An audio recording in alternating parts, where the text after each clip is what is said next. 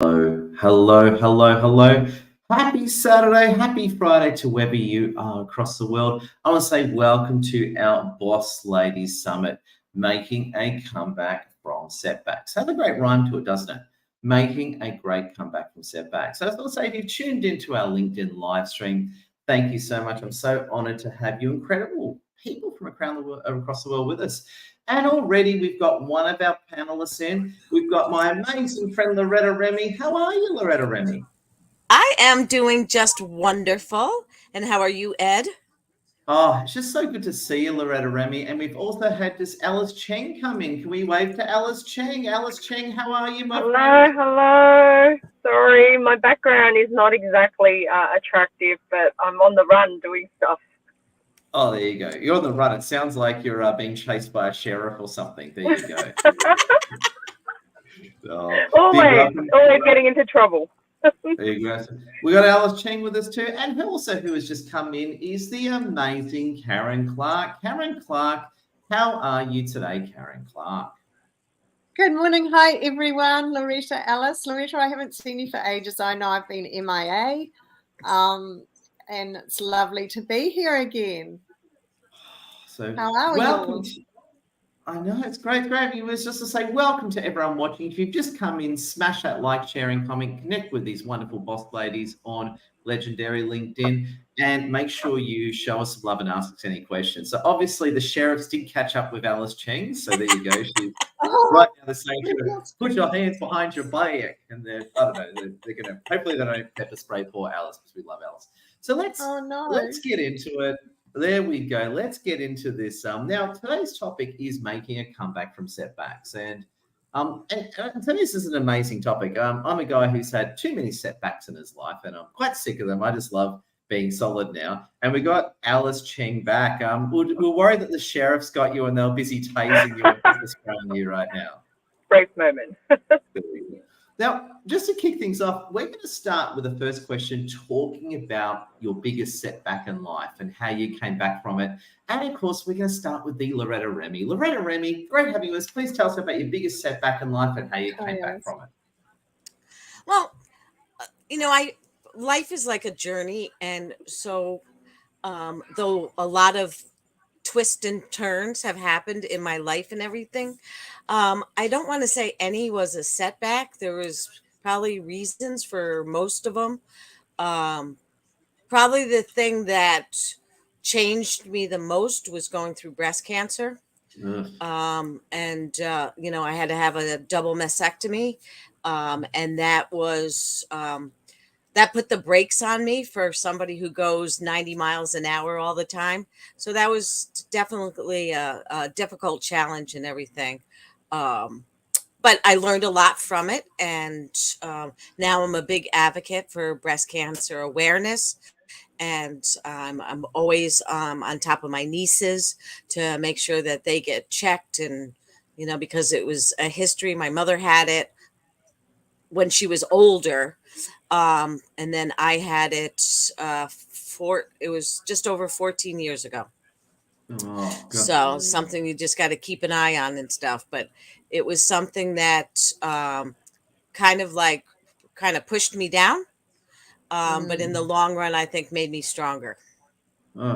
Amazing. I mean, there you go. What a stopping power way of opening alive. I mean, you can't get much worse than that. And I was a cancer baby myself, actually. My mum had cervix and breast cancer, and literally so basically 2 days after I was born, she was straight on the chemo and radiation. So there you go. But Loretta, I'm so glad that you survived. I'm glad that you're with us today. So I guess you're hard to kill. Is that a fair statement, Loretta? I think so. The Italian blood in me or something. So it'd be like a time travel movie. So if you walk up to Loretta Remy and hold a gun to her head and pull it, the trigger won't go off. If you hit her, your arm, there you go. You can't be killed. It's a time travel film. There you go. Can't be killed. Oh, Loretta. Man, you really opened up this one. So round of applause, Loretta. We love you.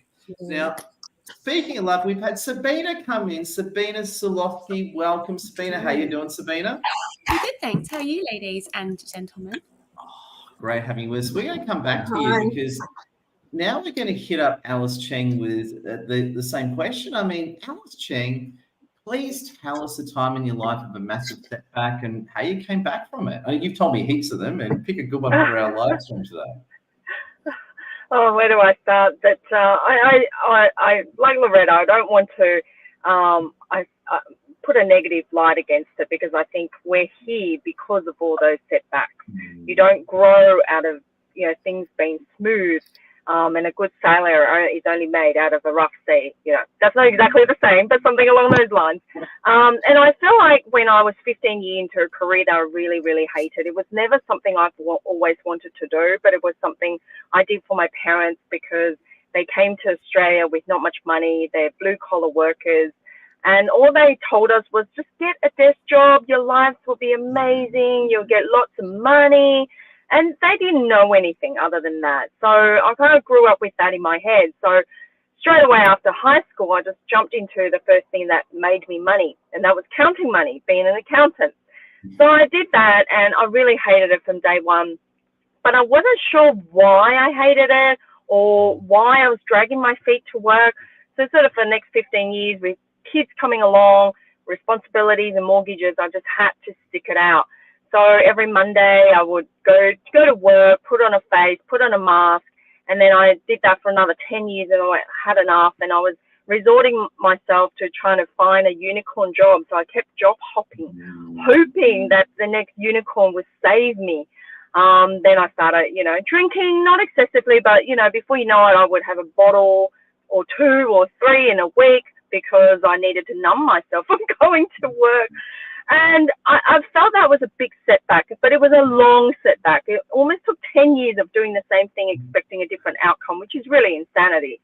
So I decided one day, I went to Hawaii for my 40th, and I think I may have mentioned this yesterday in the meetup. I really had a midlife crisis. I remember standing on Diamond Head looking down onto Honolulu and go, what the hell am I going to do? And I think the fear of another 25 years, going to work, doing something that just didn't align to my values just really scared me. So I decided to take action. And that day when I got back down onto the beach, I kind of sat there and just started scribbling notes around, well, what can I do? If I even have to stack shelves at Coles, I'm going to leave this job because I've had enough. And from there, kind of snowballed into a side passion project around career coaching, helping people.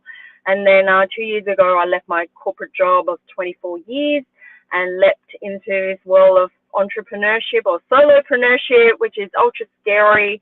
With every day you've got to find activities to make money. But you know what? I think God has given me the path, and I'm living it. I want to be a digital nomad in a few more years when the kids are out. Might have to talk to the husband again. That's on the agenda.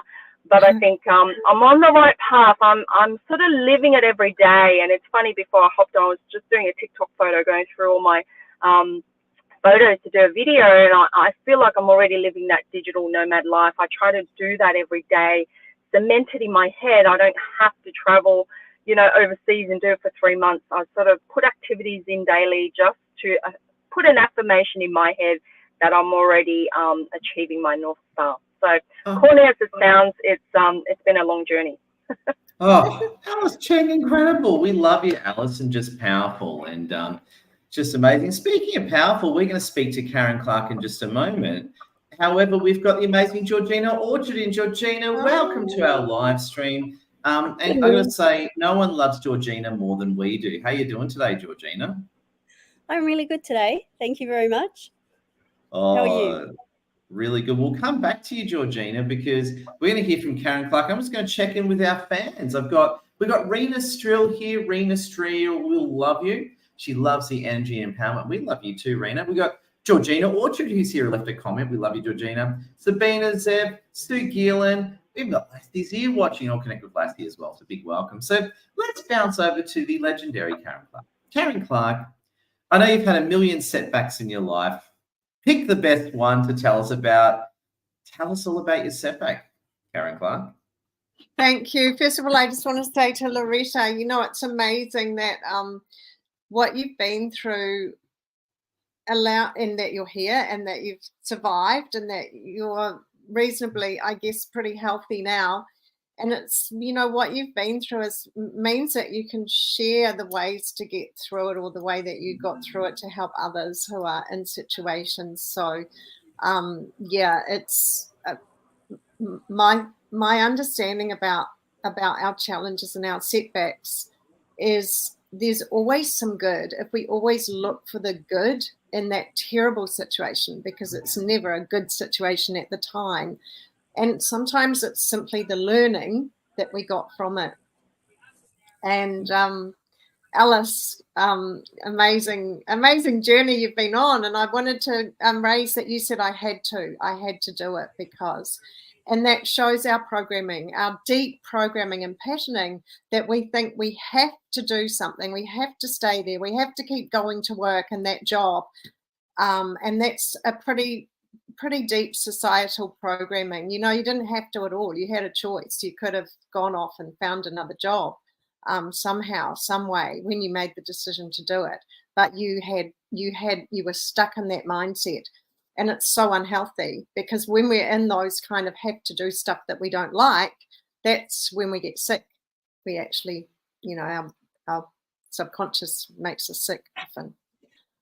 So to share my big challenge, I was married and I had twins who were 7, and an extra 2 daughters and a third daughter who was 4. And I had a business with my husband, successful, very successful business in the automotive industry. We had a boutique workshop where we specialized in the restoration and maintenance of English sports and executive cars, Jaguar, Daimler, MG, Rover, Triumph. And I started to get a feeling that something was wrong. And the short story is that my marriage broke up. My husband decided that he wanted to play around with another woman. And my marriage ended up breaking up at that time when my twins were 7 and my youngest was 4. And, you know, because of that, when it first happened, when I walked out the door, and, you know, we knew all our neighbours and stuff like that, I would think that everyone was looking at me, saying what a failure I was. That's how I felt. And so, because, you know, I grew up, my parents were still married, are still married now, and I grew up with that belief that I was going to be married to this man for our entire lives, and that we would have this happy families. And it kind of happened without too much warning. And so, yeah, for me, it really knocked the hell out of me. It was like my whole world exploded. My bubble burst. And I felt like a complete failure. I felt like I was an asexual being, that I was not attractive at all. Not true. So not true, Karen. There you go. That's a complete lie. I completely lost my confidence, and I didn't know how I was going to, my whole security, because we had this business together that was doing very well. My whole security was, I felt in jeopardy. So what I did was I did a lot of talking to friends to help me kind of put it all together. And what I did was I made a decision to stay in the business with my husband and continue to run that, because it was a good income business. It was my baby and his baby. And I decided to stay there because I didn't think I could get a job, and I didn't know what else I was going to do. Yeah. So I decided to stay there, and we continued to run that business for 12 years together after we'd separated. And then one day some things came up with the business, and, you know, it was tough. It was really tough, because I would go to work sometimes and his girlfriend would come and visit. And I'd know that she was out on the forecourt and he was going to speak to her or whatever. All my staff knew it was going on before I even found out. God. And yeah, and you know, it was tough. It was really tough. But I made the decision that the best thing to do was to stay there and continue to provide myself and my family with, you know, the lifestyle that we were accustomed to. And then probably about 10 years after that, before we got out of the business, I was walking and we used to park out the back and walk. I used to walk through the back of the workshop into the office. And I realized that every time I walked in, my heart would sink, you know. And I realized that was really unhealthy for me, really, really unhealthy. That I hated it. We both lost the passion for the business. So the business didn't look as good as it used to look. You know, my kids, when they were older, my kids used to work in the business with us. So for them, they saw mummy and daddy together. And for them, that was the place where their family was all together, and they liked that. And so from a very early age, they were involved and we were in the business, around the business a lot. And so one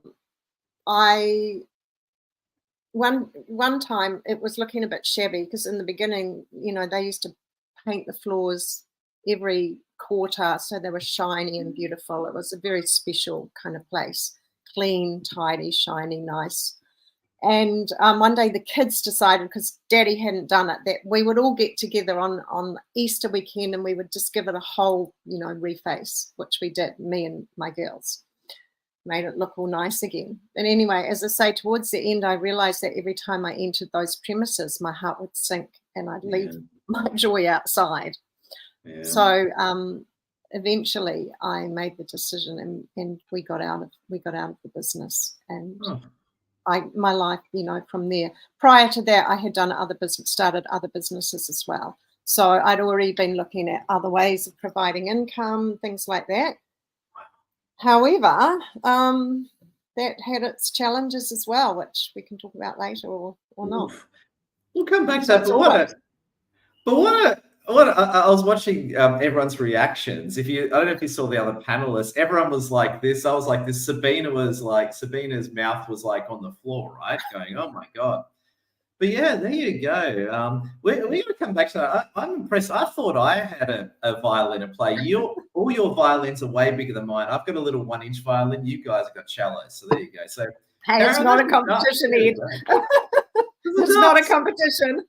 Oh, I don't know, but if it's a competition, I'm losing because you ladies. I think if you knew the entire stories of my challenges, I think you would lose. Yeah, we're going to make we're going to make a Netflix series out of Karen Clark. Don't you worry about that. So we're going to come back to you. I'm going to be your producer. We're going to make a lot of money. Karen Clark, thank you so much. Let's bounce over to the amazing and just brilliant and just dangerous Sabina Savlovsky. Sabina, so good having you with us. Then we're going to bounce to Georgina Orchard. Sabina, tell us your story, my friend. This is there you go. You got to top that, right? Top that. Okay, so I'm not going to go in with any competition. I'm not going to top any of you ladies, your ladies' stories at all. Mine's quite weak in comparison, but hopefully somebody can help somebody to see that, you know, there is a light at the end of the tunnel. So I lived in England and I've always loved to travel. And from 18, I was going out with a guy and we were together for about 12 years.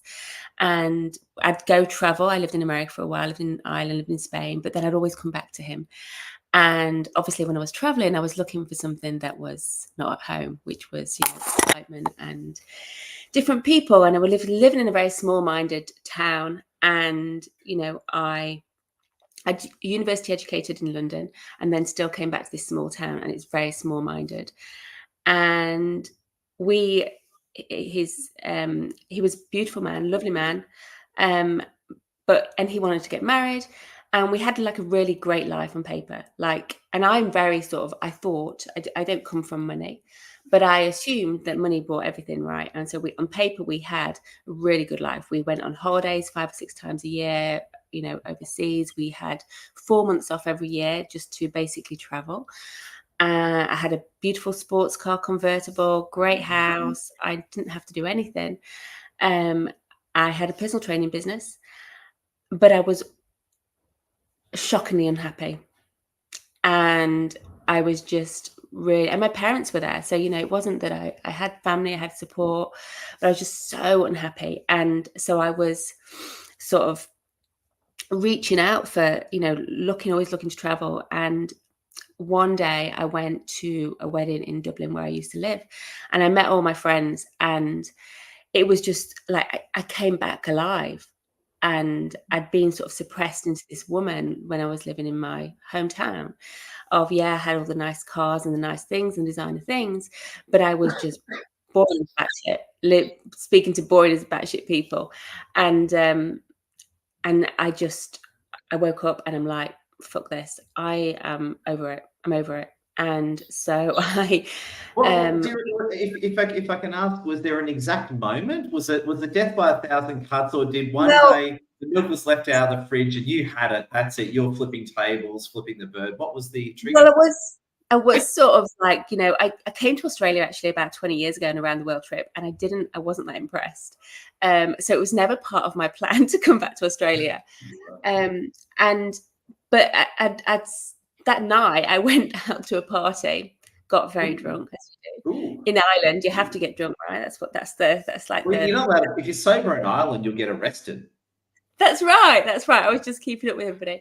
And I woke up, and so got, and the next day, and I just didn't stop talking the whole weekend. Didn't stop talking. I was talking, and I was like, I think I'm going to go away. And so I told my friends that my Irish friends, before I told my boyfriend that I was going to leave, and they were like, "Oh, nah, you've got it really good. Like you're really set up." And I was 29, I think.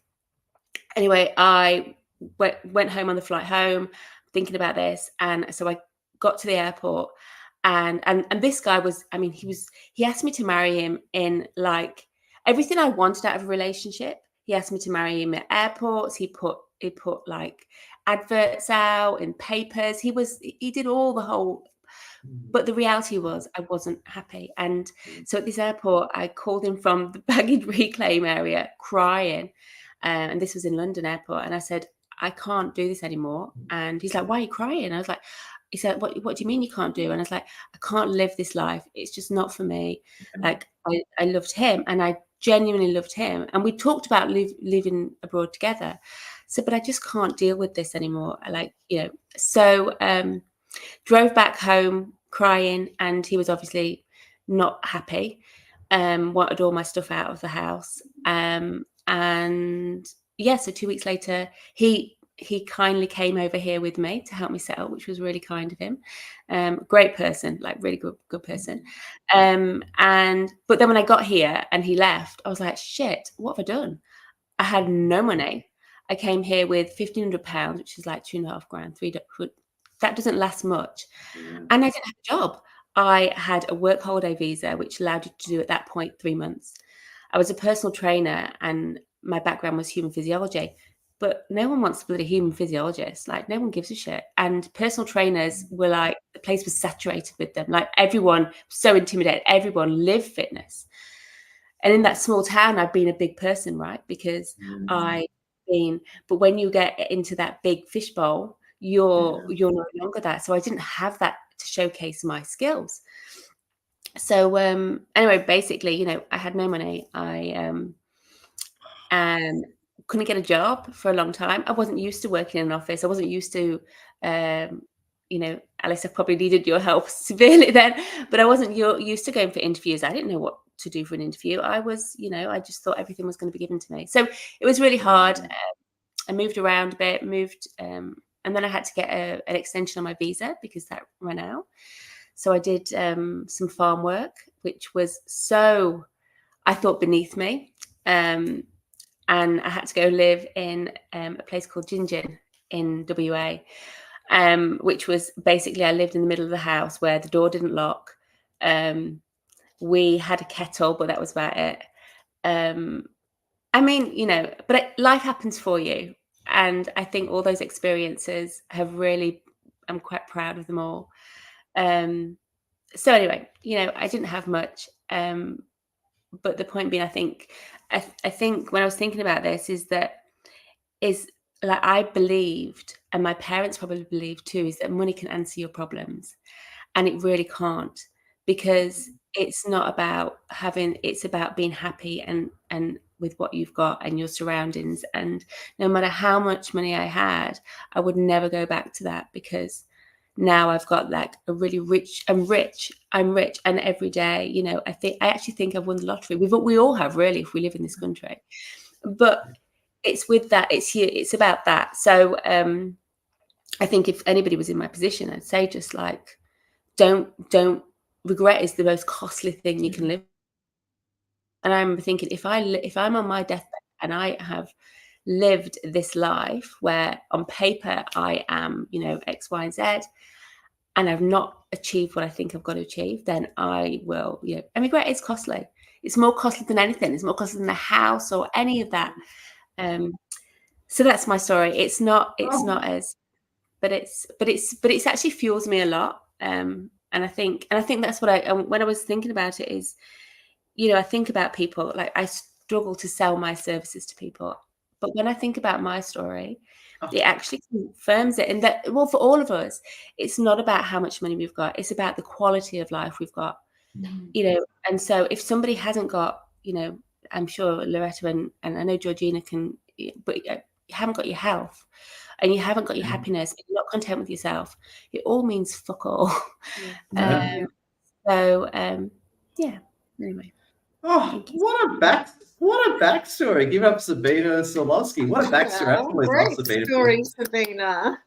Yeah, I had some interesting reactions to your amazing story. I actually know exactly why you were unhappy. I know, I believe I know exactly the reason for it, but it's not my place for my fat male mouth to say it in this forum, because I'm not interested in me. This is about ladies. This is about ladies. No, my reaction is I'm probably wrong, and Alice Ching's going to punch me in the face next time I see her, right? She'll go, you sexist, Arab, moron, Ed, whack, whack, is what Alice Ching will do to me. But I think you wanted to prove you could do it yourself. You wanted that independence. You want that leadership. You want to say, I am my own woman. I'm the commander of my own destiny. That's maybe I'm projecting onto you, but that's at least my take. And I could be totally wrong. Totally wrong. Yeah, probably. I think you're right. Oh, good. So good. Alice Ching's not going to bash me next time. That's awesome. So there we go. You probably so well. Oh, Sabina, we love you. What an incredible story. I love this. Love those boss ladies. I reckon we can all start different TV shows. Like we should start everyone has their own Netflix series, but then we have like that crossover special, if you know what I mean. I reckon we can do a lot here. So there we go. I'm definitely going to have Bruce Willis play me for sure. Let's bounce over to Georgina Orchard. Georgina Orchard, you're the most patient, amazing lady. Georgina, I know Georgina and I go back many years. I know a lot of your backstory, Georgina, but I'm sure you're going to absolutely blow our minds with some crazy stuff you've never told anyone before. So Georgina, please monologue over to you. Love to hear your thoughts and experiences. I'm not sure where to start, Edward. Yeah, you got to be cancer, divorce, travel, not wanting to go back to work. So you got a tough act to follow. No, you don't. You've had a lot of trouble, Georgina. Where are you going to begin? Oh gosh, I know I was in. Well, there's a few different stories, so it might resonate with a few different people. I thought Karen Clark has the most amazing resilience, being able to actually work with her ex-husband in that environment after going through that betrayal, and for 12 years. I couldn't do what Karen did. I couldn't do it. I'd go to prison for smashing up the place. I couldn't do what Karen did.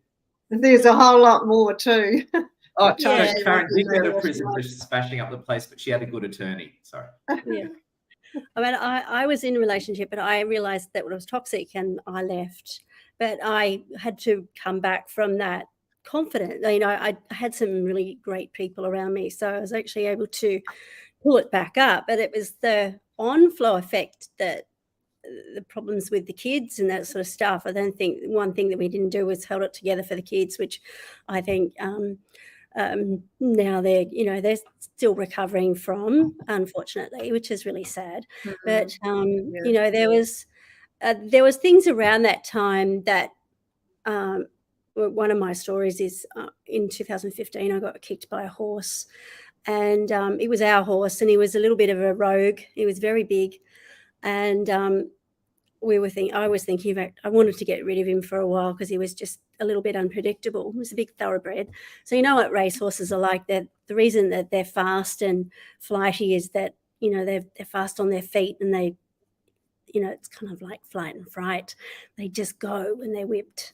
And that's why they're used for racehorses. But they can be quite dangerous in that respect too.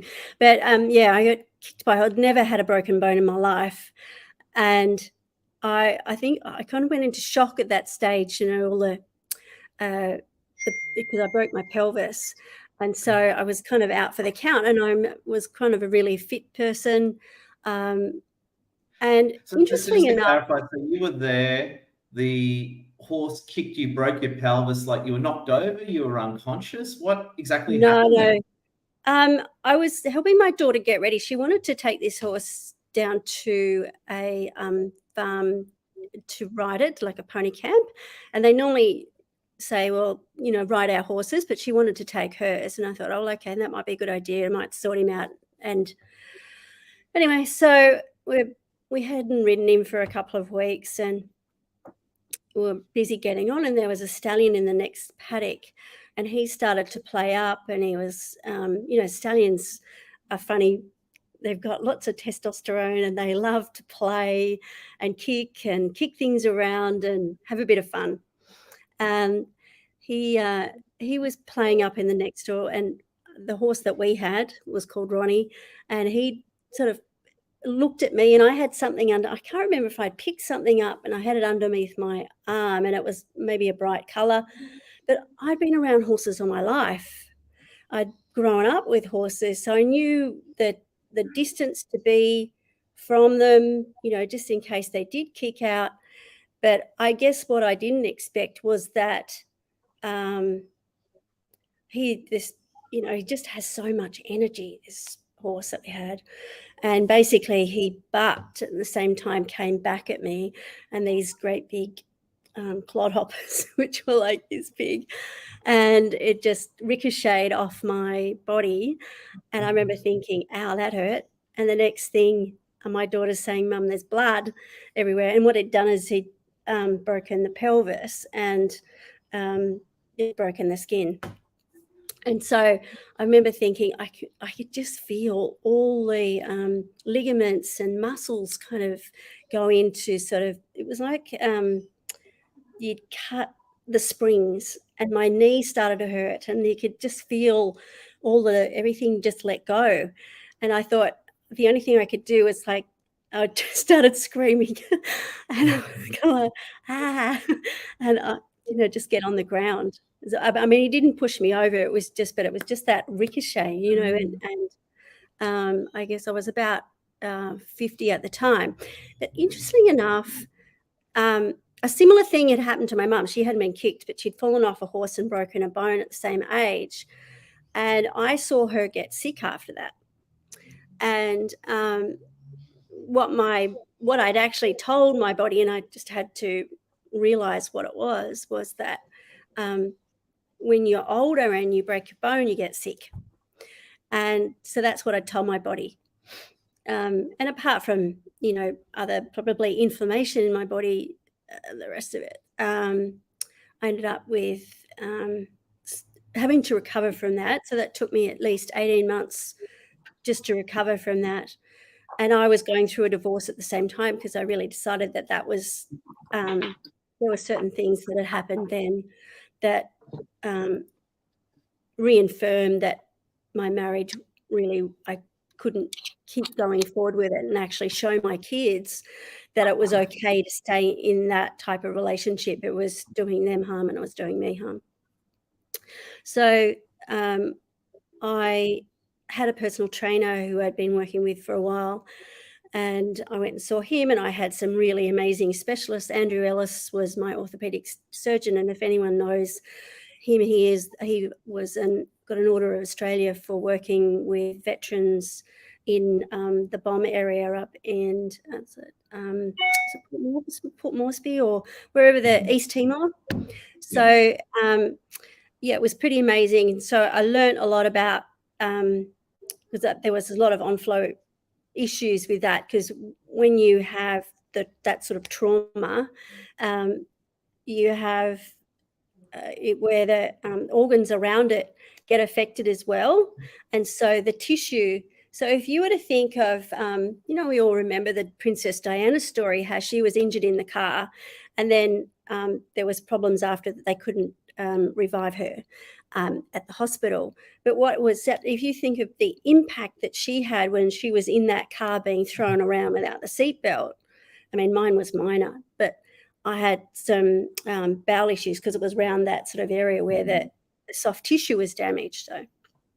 So apart from just having a broken, I never had a break before, that was already a shock to the system, and not being able to move and going into hospital, and hospital food was just kind of like, you just not exactly the Pullman hospital food.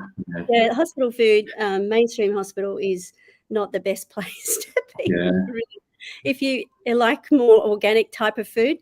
Anyway, Yeah. so I got through all that. I ended up getting back on my feet. I worked with this amazing personal trainer, and he got me ready to actually go skiing at the end of the year. So I was determined that I was going to do that. So it's, having the right people in your life really is kind of making sure that you have the right resources.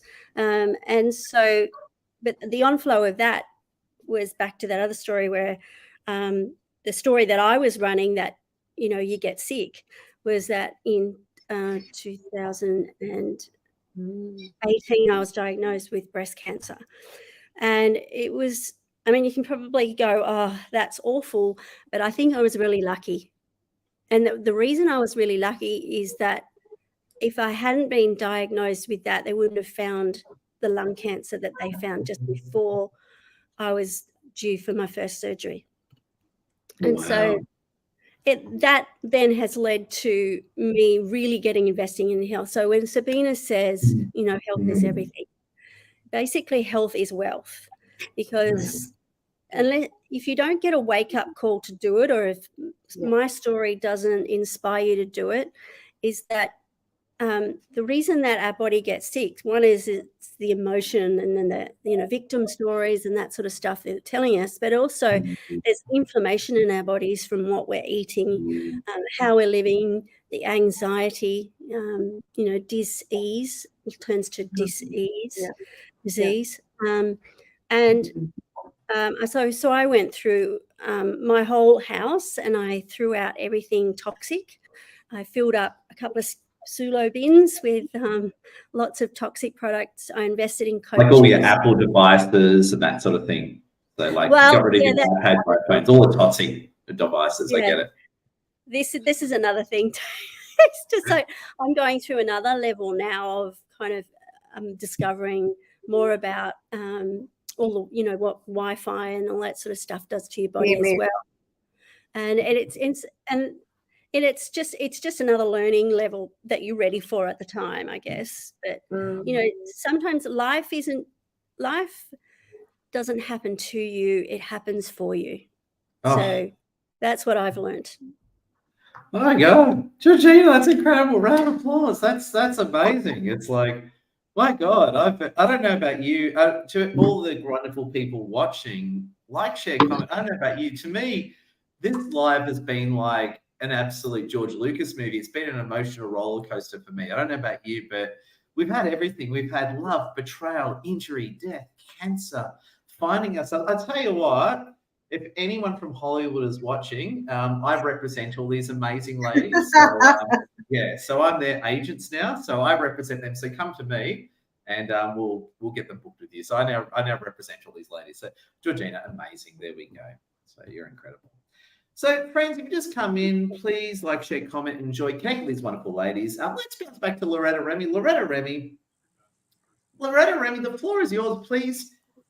Love to hear your reactions and thoughts. And there you go. I guess Loretta Remy, who cannot be killed by conventional weapons. What do you think? So I was listening to everybody's stories. The funny thing, when I was going through it all, first of all, my boyfriend was wonderful through the whole thing. He worried way more than I did, but he took very good care of me. But I kind of downplayed the whole thing. Like, first of all, I never told my mother until the day before when she said, "You're not telling me something." Like, mothers always know. She goes, "You're not telling me something. What's up?" So then I had to confess about the day before my surgery and stuff. But like, I went back to work like a couple of weeks later. Like, I really kind of, like, I guess I was in my mind trying to not make it such a big deal. Um, and but it was one of the things, but I had two other lumpectomies before I actually had the mastectomy, and they weren't that bad. So it was, I figured it was kind of the same, and it really wasn't, and everything. And it really like slowed me down, and I learned to like listen to my body and listen to what it was trying to tell me, and that the world will not end if Loretta doesn't get everything done that she's supposed to get done. But as a strong, independent woman, sometimes, uh, especially back then, that was very hard for me to listen to and everything. Like, my boyfriend's like, If I'm jumping with a bit of context, because Loretta, you were like a big manager in those days. You had a lot of staff. You were the big "Oh leader yeah, and all that. So I guess you're a big boss and leader. Like, how did that sort of mesh into a Loretta? yeah." I was. I worked at a resort, and I had. I think it was like 6 outlets that I was running. So I was probably in charge of about like 100 people. And I remember like going into work saying, "I have to go. I have to do payroll. I have to do the schedule." And I went in, and people were looking at me like, "What the hell are you doing here? Like, why are you not home taking care of yourself? Let your body repair and everything." But I was like, "No, I have to come to work. I have to get this done." Yeah. Can I ask if we're only on a LinkedIn live stream being watched by thousands, if you don't mind me asking. Were you like guilty or something? Like, did you feel guilty taking some time out? How did it sort of manifest there? Um, yeah, there was probably a little bit of guilt that, that I was putting this burden on other people to get things done that were, like my domain, my department and stuff. Um, and again, like, I'm the strong, independent woman. I can do it all. And uh, uh, it was nice to know that there was people there that had my back, and um, and I learned that I had to slow down to let my body heal and everything to do what I wanted to do. Wow. There you go. And look at you today, Loretta. You're a big business leader. You run an international community. So there you go. So I guess you cannot be killed by mortal weapons. Is that a fair comment, Loretta? Exactly. Like I said, it's I Right. don't consider things necessarily like setbacks. It was just all part of the journey to get where I am today. So I think it's lessons learned and stuff. Oh, oh my God. Loretta Remy. Can we go up to Loretta Remy? Loretta Remy, you are an amazing lady. So there we go. I used to think I was a big victim and I had I was just a homeless veteran living on the beach. I did nothing. You ladies win. There you go. I did nothing. Do you? I lose the your ladies' stories are amazing. And thank you, Loretta. Amazing. Speaking of amazing, I want to bounce back to the amazing Alice Chang. Alice Chang, you're still not angry at me for projecting onto Sabina. Was that okay? Or do you think I was totally out of line, Alice Chang? I'll bash you for other things anyway, so we'll sort that out another time. The list is growing with you, Ed. Yeah. Oh, Alice, please love to hear your thoughts and reactions. Anything, the floor is yours.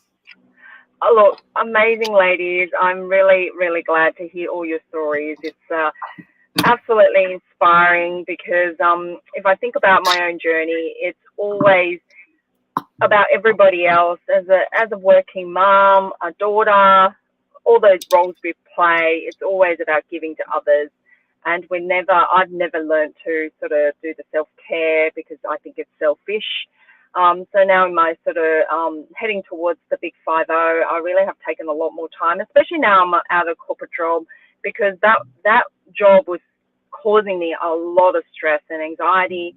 And funny enough, now that I've left for 2 years, not in that constant, 9 to 8, whatever it is, because I work sort of in blocks of flow now. I'm really focused on one block of work, then I take that off and do other things. People have commented, "Oh my gosh, you look younger." Okay, Grant.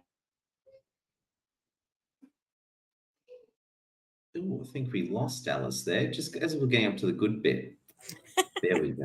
Damn it, it's like a good part. It's like you're watching a movie and then your internet buffers or something like that. Or your phone runs out of power. So, damn it, that's the good bit. Why couldn't that happen like in 30 seconds? So, yeah, so we'll give it. So poor Alice, right? Poor Alice. There you go.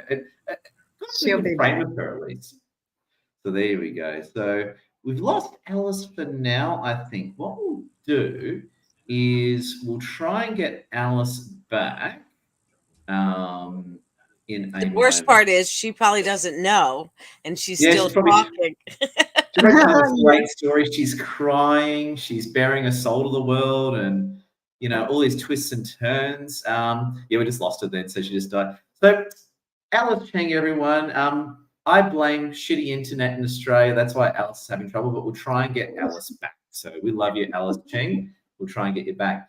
Let's bounce over to Karen Clark. Karen Clark, please monologue and take the floor. I'm going to speak to Alice and try and get her back. But please react. Tell us what you think, Karen. I'm going to work on getting Alice back. Okay. Loretta, I just want to say, and this word gets bounced around all the time, but I want to say it genuinely, you're so resilient. I love, your attitude and the way that you take it, the way that you go through life. And as you girls said, life doesn't happen to us. And what we say is it doesn't happen to us, it happens through us. Not for us, but through us. And it happens because of our thoughts and our emotions and our feelings, which are the only thing that we have control over. So just to add a little bit to my story with the husband, so I continued to work there, and he is very clever, but he was stupid. And so right from the beginning, the reason I found out something was wrong was because I had a system where we were the gatekeepers for the workshop. And so any call that came in for the workshop, we would ask who's calling and what's it regarding. So this woman was calling him several times a day, and my staff knew that this woman was calling my husband, and that was one of the ways that I found out about it. One of my staff, because I knew something was wrong, she said something to me, and I said, "Oh, that's the least of my problems." And she said, "Do you want a name? Do you want a name, Karen?" And that was when I first found out about it. But then I became easily at any time anyone could have easily eavesdropped on those calls. Is that right? Yes, I think they could have. He would have known, I think, once the call went over. If they'd stayed on, I think he would have known. Okay, so so you can't eavesdrop without him knowing, but the call length and time, and obviously what they said to you. Sorry, the AFP officer in me is trying to nail this guy to a cross. There we go. Yeah, and then we had cell phones in those days. This is in the 90s. And we had cell phones, and they were all business phones, and they detailed every call.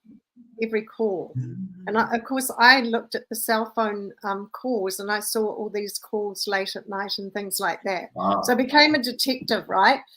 And then that was all fine. It all came out in the open, and as I say, I decided to stay in the business. And then it was becoming more and more difficult for me to pay the bills because I was the financial controller.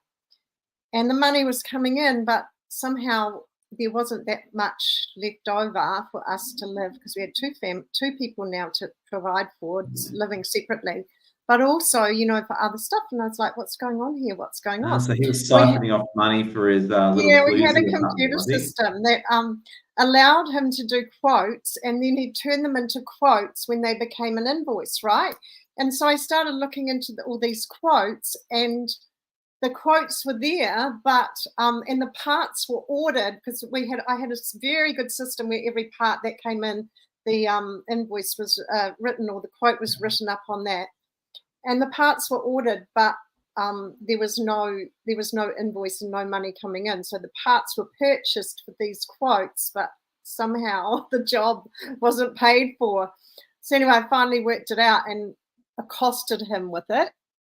So he was committing fraud to siphon money out of his business to give it to and his. When I approached him about it, he had a way of swallowing when he was guilty, right? So immediately he swallowed, and so that was fine. And then I said to him, "Look, I don't care if you're going to do cashies and pull the money out of the business, However, half of it's mine.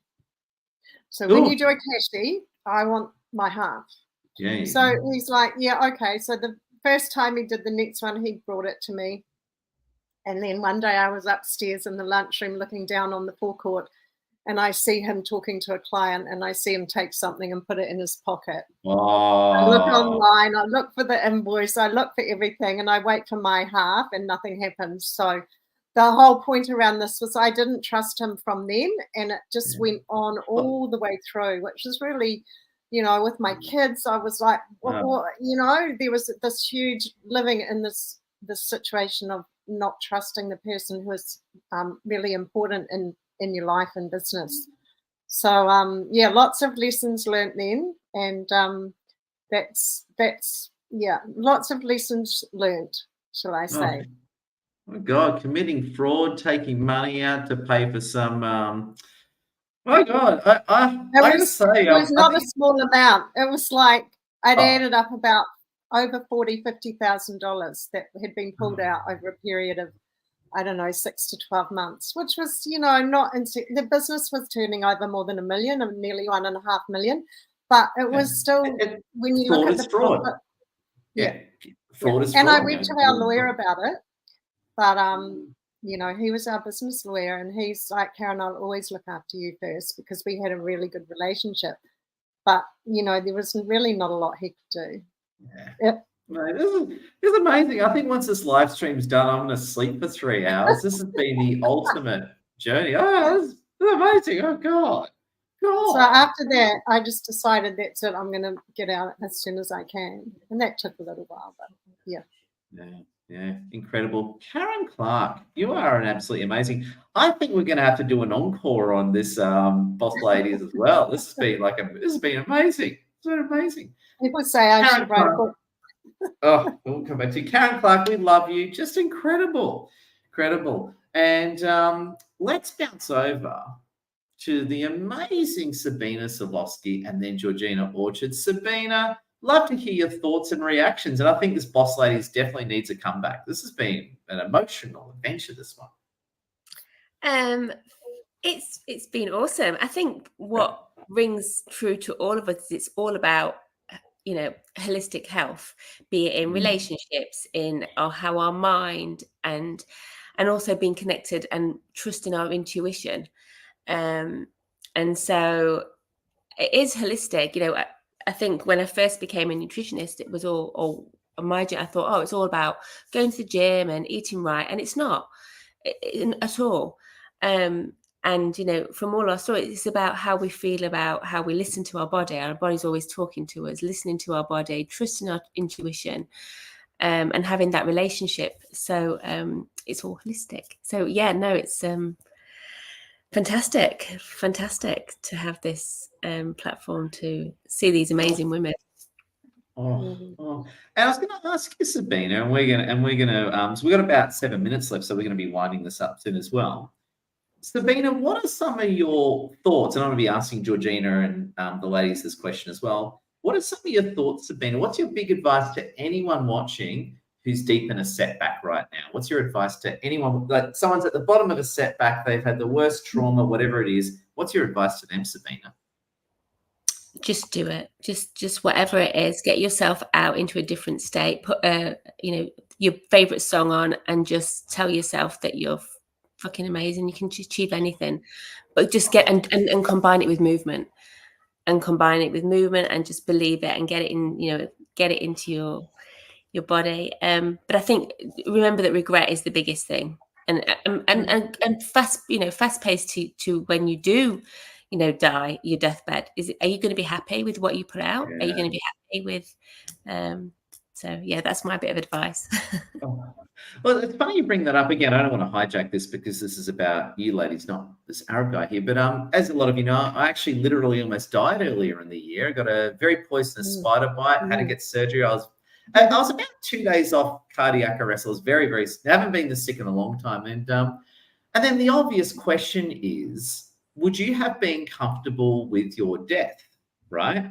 And the weird answer was, I would have preferred to die in a more glorious combat situation.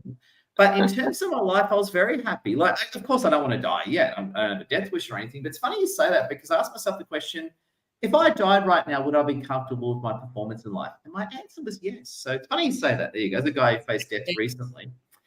There we go.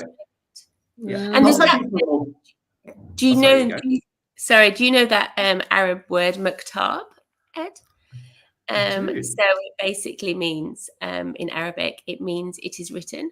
So, it's basically is that, like, learning from Loretta, like from all of you ladies, is that, these challenges actually make us so strong. And if it wasn't for those challenges, if it wasn't for the darkness, we'd never see the light. If, this resilience is only built through struggle. And just having that awareness that everybody obviously does here, is that struggle was necessary, because if it wasn't for that, we wouldn't be we wouldn't be where we are right now. Oh, Sabina, love your work. You're just too awesome. I love it. And I keep thinking, I'm sorry to bring up pop culture reference, but I keep thinking, everyone know Deadpool, right? The film with Ryan Reynolds. Domino, she's her friend, and she's like got ridiculous luck, so she just can't die, right? Whatever happens, something will protect her. That's Loretta Remy. So you'll try and kill Loretta's Domino. You try and kill Loretta, and some ridiculous thing will stop you. So I'm going to call you Domino, Loretta. You know what I'm talking about, right? Yeah, yes. You're Domino. Hey, love it. Now, Georgina Orchard, let's bounce back to you, please, Georgina. Love to hear your thoughts. Tell us what you think, and also too, and I'll fly into this question as we wind things up. Please, love to hear your thoughts. Tell us what you would say to anyone who's right at the bottom of their setback right now. Georgina, over to you. I guess it's acknowledging where you're at. Just say, this is where I am at, and just acknowledge it. But the worst thing you can do is just keep sitting there. I would suggest that, it's the people that you hang around, and having the right people in your life. And luckily, Karen's discovered that really who her ex-husband was, and, how they play out in one scenario is how they're going to play out in a lot of other scenarios, because really leopards don't change their spots. If, in terms of if it's something related to health, I'm the great believer that you are where you are for a reason, and that there's always lessons to be learned, and sometimes there's a lot of lessons, but it's just to start one step at a time.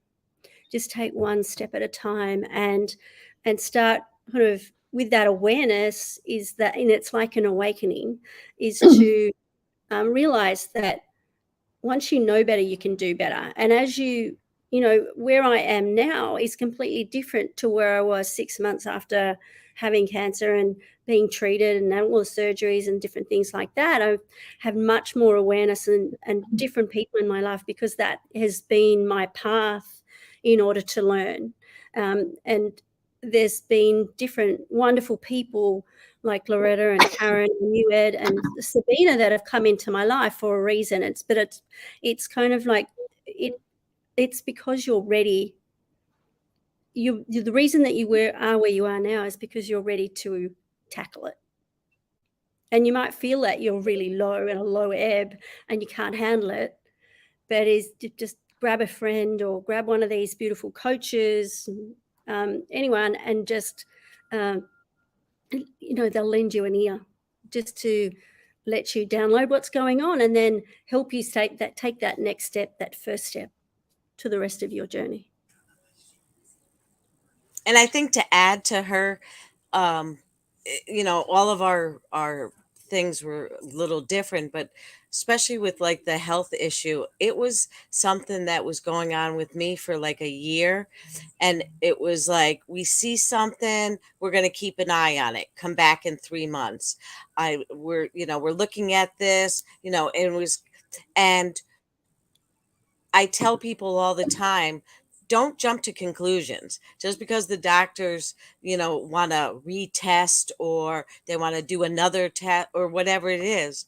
Just, you know, make sure you follow up and everything, but just take the journey and stuff, because it might end up being nothing at all. And it's just, they're being concerned and they want to keep an eye on things. But you can't worry about something that hasn't happened or hasn't even been diagnosed yet or anything. Yeah. So that was one of the things too that kind of kept me down. It was that I didn't get hysterical. We just kind of went through it as it happened and everything, because otherwise I would have been a mess if I went through 12 or 14 months of all this, come back again, let's try this, or we're going to do a biopsy, we're going to do, aspirations. It was all sorts of different things. But, and in fact, at the very end, I originally was only supposed to have a lumpectomy, which would have been my third in like a year and a half for 2 years or something. And the doctor, who was a very well-known breast doctor here in the States, said, we can like pretty much end all your misery and just do the mastectomy. And I said, yeah, I'm all for it. And my boyfriend was like, do you want to talk about this? Maybe, let's go the easier. And I was like, no. It's since then it has made my life so much easier and my health so much better, because because of it, I have a way less chance of any type of cancer in that area because of it and stuff. So now I don't have to worry, it's basically like one less worry and stuff. But you can't what if yourself until you actually know what's the story and everything. And tragic and some tragic humor here. Like when I had that spider bite, it formed into a big lump on my back. I thought I was dying from cancer. No, you're dying from a spider bite. So there you go. I started even leaping to you're right. I started leaping to all these conclusions that were just wrong. You've got to just follow the process, and I suppose a bit of faith, isn't it? But there you go. So can I add one more thing? Please. It's listening to your body, but in that fright and flight, you actually can't listen to your body. Your intuition is turned off because you're rendered dumb in that sort of panic. So the best thing is to calm yourself down, or without using barbiturates or alcohol or anything like that, but use other things to help you calm down. And once you calm down, you can actually start your brain and your body start connecting and thinking and not just thinking, but intuitively telling you.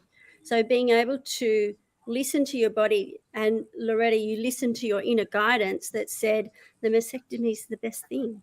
So you did what was best for you. So you've got to do what's best for you and not just best for other people. So it's listening to you and looking after you, because you are number one. Without you, it's not there. Without your health, everything else is not there. Yeah, true. Wow. So true. Oh, powerful. What we're going to do, friends, is we're going to hear quick closing thoughts from Karen. Then we're just going to quickly run around and hear professionally what everyone does. So if you're here with us, like, share, comment. Thank you for watching the Coin. Connect with these wonderful ladies on LinkedIn. Karen Clark, over to you. Love a quick closing thought. Then we're going to go around the legendary table and get the professional intros from each of you, in case I'm sure many people love you guys, want to work with you, or hear more about you. Karen, closing thought from you. Yeah.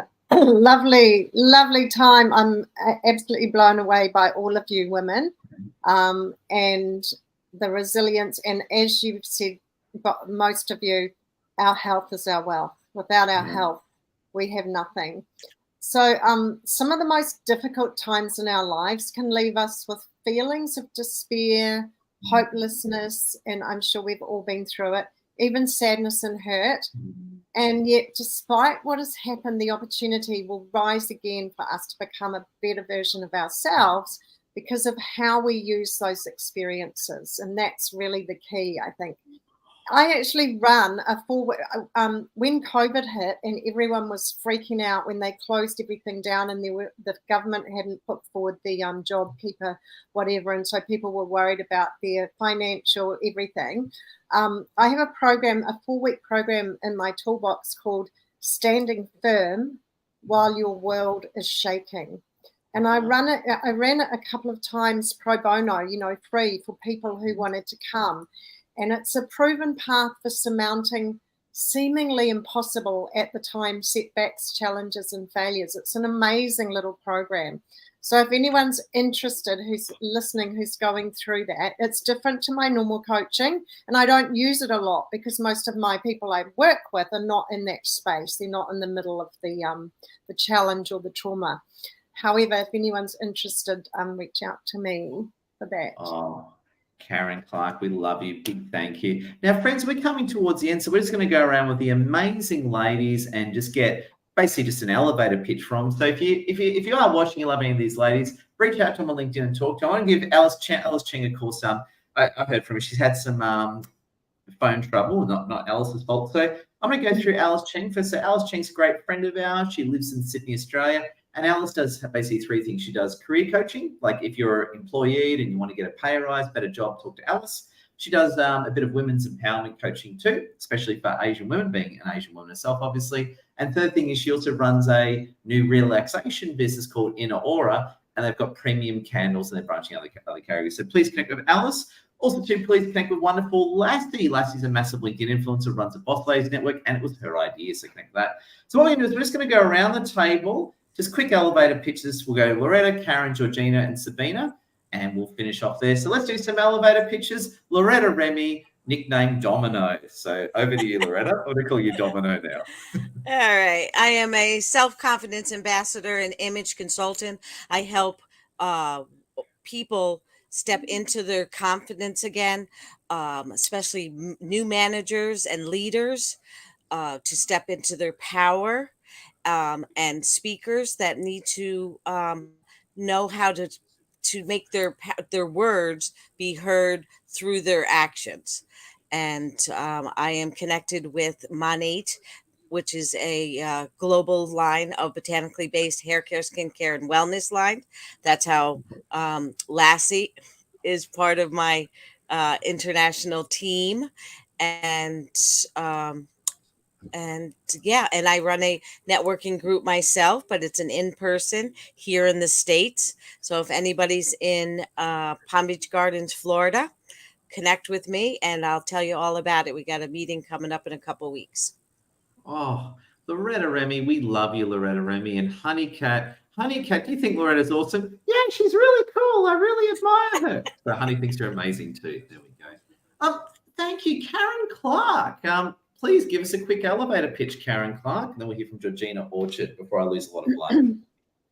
So I already sort of did that with the other one. However, the other work I do is I work with business people. I'm a business coach, a little bit different to most business coaches, where I do work with mind shift and transformation and how I work with mind shift. There you go. No, mind shift. It's a good thing I didn't say the other one ending in T. And how our thoughts and that's right. Sabina was dropping F-bombs, so you can't. Sabina dropped. But I was just going to say, jumping in Sabina's F-bombs, because she's like British, it sounds awesome. So I think only the British can drop F-bombs and get away with it. So I love it. Yeah, I agree. Right, so please carry on, Karen. I just had to make it. Yeah, right. So how our actual life happens through us, through our thoughts and feelings and emotions, and how we interact as humans in the quantum realm and the universe. And so I work with the universal laws and the quantum physics to help people really understand how to create the results they want and how we don't create the results that we don't, how we create the results that we don't want normally through our heavy passioning and programming with our unconscious mind. So it's, as I say, it's a bit different. That's where I work. Oh, Karen Clark, we love you. Just incredible. Everyone connect with Karen Clark. The Georgina mindset, Orchard, yeah. please. That's what I was thinking, Georgina. Georgina Orchard, Georgina Just Orchard, put it please. on the chat. There we go. Oh yeah. So Georgina, tell us all about your business. Tell us about what you're doing, how you help people, Georgina Orchard. Thank you for the opportunity, Ed. I love everything psychology in terms of, although I'm not a psychologist, but I am an NLP master practitioner specializing in the area of health and mindset, as well as I do DISC profiling. So what I do is I help business owners or businesses in the area of looking after the mindset and behaviors of employees and the owners. It's sort of helping them understand how they can operate better, or and DISC is a really good tool to help you understand why things aren't happening for you in the workplace. Generally, if they're not in flows, because we employ employees and staff in order to increase the workflow and profits for the business. But if the things aren't working, if employees are causing more headaches than they are profits, then we have an issue, and it's stopping the flow of work. That might be that there's conflict in the workplace. It might be that one person is just not on board, and you might just need some areas where they can understand themselves better, or you can understand their behavior better. And so that is one of the areas that I do. I'm also have a background in accounting and systems implementation. So from there, I help businesses understand the numbers better. So if you'd like to connect with me, please connect with me on LinkedIn. It's Georgina Orchard Business Strategy. Thanks, Ed. Georgina Orchard, we love you. Amazing lady. There we go. Amazing. We're going to finish off with Sabina Solovsky. Sabina, love your work. Please unmute. Tell us a bit about what you do professionally. So I'm sure a lot of wonderful ladies around the world want to hire you. Thank you. Thanks for letting me be here, by the way. I'm a holistic body coach. So I'm a nutritionist and vitality coach, and I help men and women increase their mental and physical energy with a big emphasis on mental energy. I help people let go of their limiting beliefs and negative behaviors that aren't serving them through NLP and timeline therapy, but I help them integrate their what's going on in their body as well. I would love to, if anyone, I'm offering a free 20-minute call for anybody who wants to set some goals up for 2024. So please reach out on LinkedIn and I will send you the link. Just having a guide of where you're going, in what direction in terms of mental and physical health can give you a little bit of structure. Yeah, that's all about me. Friends, there we go. So friends, you've heard it from all these boss ladies. Please like, share, comment, connect with them. And I think this topic definitely needs an encore. This has been, I gotta say, this has been one of the most emotionally deep roller coastery boss ladies we've ever done. So congratulations. And again, if you do wish to make if anyone from Hollywood watching, if you do want to make any Netflix stories, I represent these ladies and I can collect half. So I'm their talent manager now, apparently. So there we go.